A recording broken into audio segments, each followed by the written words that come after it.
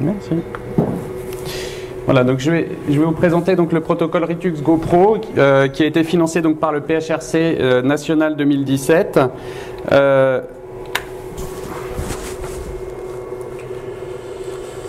Donc, je vais revenir rapidement sur le rationnel pour proposer le rituximab dans les polyangéites microscopiques de bon pronostic. Comme vous le savez, le rituximab a été comparé au cyclophosphamide dans le traitement des vascularites en cas sévères, avec les CRF bien entendu.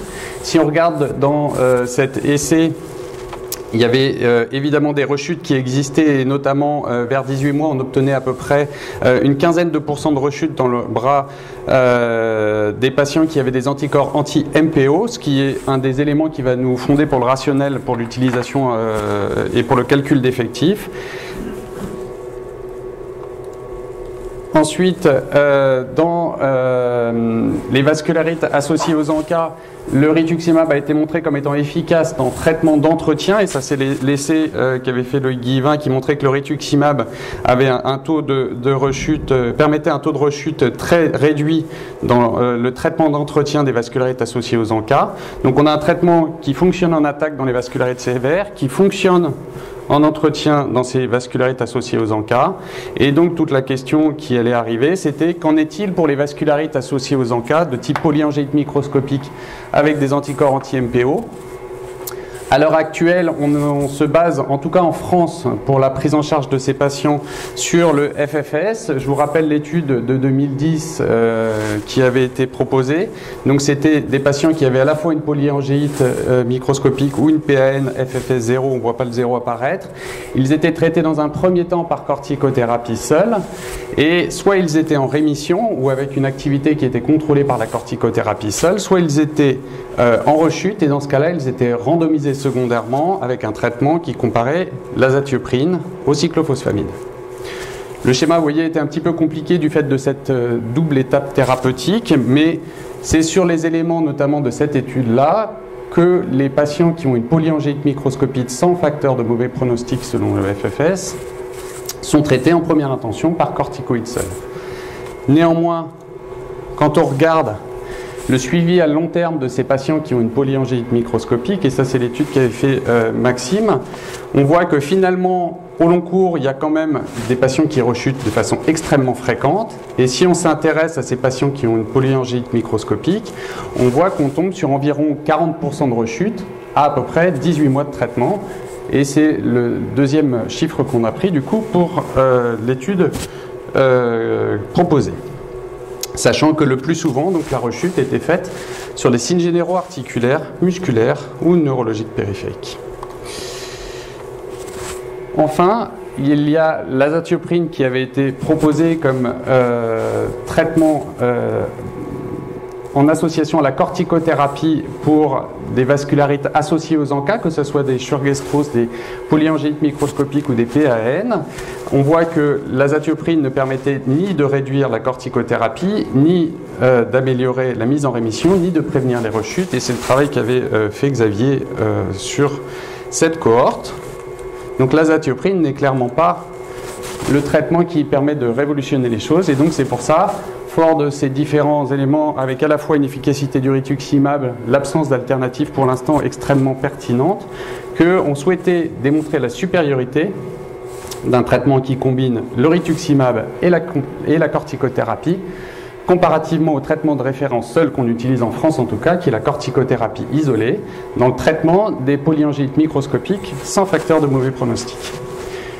Le critère de jugement principal qu'on utilise, en fait, c'est une survie sans rechute, avec un respect du protocole de décroissance de la corticothérapie. Plus exactement, c'est un failure free, c'est-à-dire qu'il faut à la fois que les patients n'aient pas d'échec primaire dans les 3 premiers mois, puisque si on est obligé de mettre un immunosuppresseur parce que manifestement la maladie est en échec, ça sera considéré comme un échec dans le protocole, qu'il soit en rémission au 3e mois, et enfin qu'il ne rechute pas entre le 3e et le 18 mois.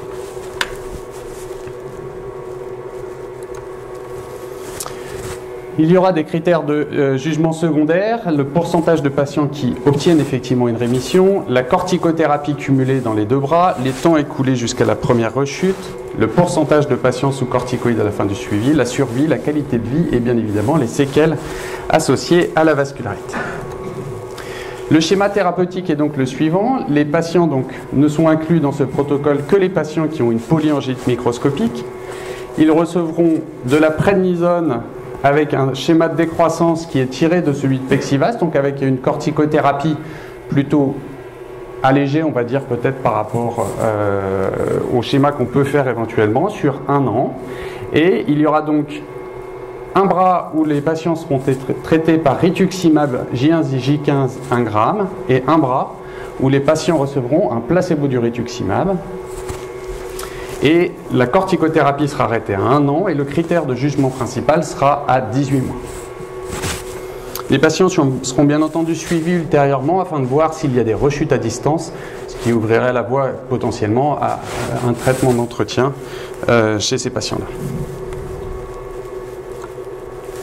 Donc les critères d'inclusion sont des patients qui ont une polyangite microscopique avec des anticorps anti-MPO. Il faut qu'ils soient majeurs, bien entendu. Pas de facteur de mauvais pronostic. Alors on s'est servi du FFS 1996 qui est un petit peu modifié. C'est pour ça que je le mets FFS modifié. C'est-à-dire que l'atteinte rénale, en fait, toute atteinte rénale est un critère d'exclusion. Donc s'il y a une hématurie qui est considérée comme étant à rattacher à la vascularite, c'est un critère d'exclusion, même si elle n'apparaît pas dans le FFS 96. Et donc, toute positivité du FFS est un critère d'exclusion. Il faut que ça soit au diagnostic ou en rechute, avec une activité de la maladie inférieure à 1 mois, et on autorise que des bolus de Solu-Medrol soient faits initialement de 1 à 3 bolus, mais bien entendu, il ne faut pas qu'il n'ait d'immunosuppresseur au moment de l'inclusion. Les critères d'exclusion, c'est assez habituel. Une autre vascularite associée aux ANCA, une PAN, la positivité concomitante des anti-IPR3, des facteurs de mauvais pronostic, des patients qui auraient été traités par corticothérapie à forte dose durant le mois précédent ou qui recevraient un immunosuppresseur, des antécédents de cancer ou d'une infection active chronique, les patientes enceintes ou qui refusent une contraception dans les 18 mois du traitement, et les patients mineurs. Donc, d'un point de vue statistique, pour le calcul d'effectifs, donc je vous avais montré l'étude REV et le suivi à long terme, où on s'attend dans le groupe des patients anti-MPO à une quinzaine de % de rechute dans le bras expérimental.